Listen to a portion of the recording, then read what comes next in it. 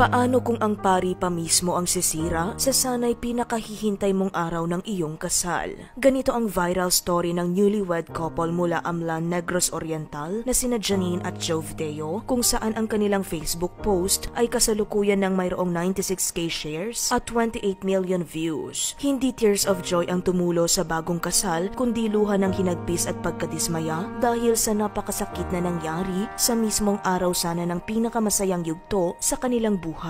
Makikita sa trending na mga larawan na nagpahid ng luha ang groom habang tila binagsakan ng langit at lupa ang mukha ng bride. Malungkot din ang mga mukha ng kanilang mga magulang dahil sa kinahinatnan ng kanilang kasal sa St. Andrew the Apostle Parish nitong June 8, 2024. Ang dahilan ay dahil di umano binastos ng isang pari ang bride at groom nang dahil umano sa pagiging late ng mga ito. Base sa video clip na ibinahagi ni Janine, makikitang sinimulan na ng pari ang misa kahit hindi pa nakakapaglakad patungong altar ang bride. Ayon sa caption ng bride, noong bisperas ng kanilang kasal, isa sa mga ninang ng kanilang kasal na naninilbihan sa naturang simbahan ang nagsabi sa kanilang nireschedule ang oras ng kanilang kasal.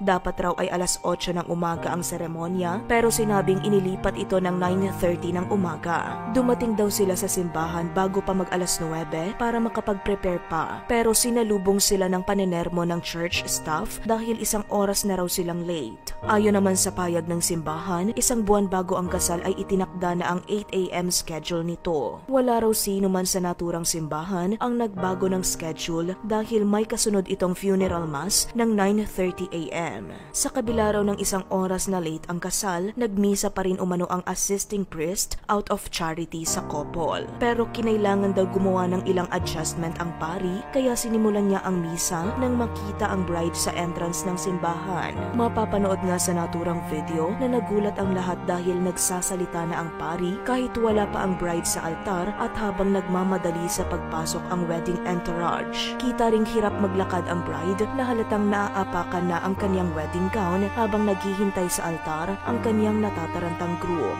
Bukod dito, buntis din ang bride at muntik pa umano siyang madulas. Lalo raw sumama ang loob nila dahil pinagalitan pa sila ng pari noong nasa altar na sila. Hindi na raw napigilan ng kanyang groom ang maiyak sa sama ng loob sa araw ng kanilang kasal. Sa kabilang banda, dahil mabilis na nag-viral ang issue, ikinatuwa ng couple ang pagdagsa ng suporta at blessings mula sa netizens. To the rescue ang ilang wedding suppliers at organizers sa Negros Oriental at nagkaisa para mag-organisa ng pangalawang kasal ni Janine at Jove, kung saan tila kaabang-abang sa publiko ang tinawag nilang The Take Two Wedding 2024 na gaganapin sa June 17. Ayon sa post ng isang sponsor at organizer, mayroon ng mga nag-sponsor sa invitations and souvenirs, bridal car, van, host, violinist, wedding gown, bridal robe, bridal makeup, photography, sounds and lights, cake at brand new golden ring.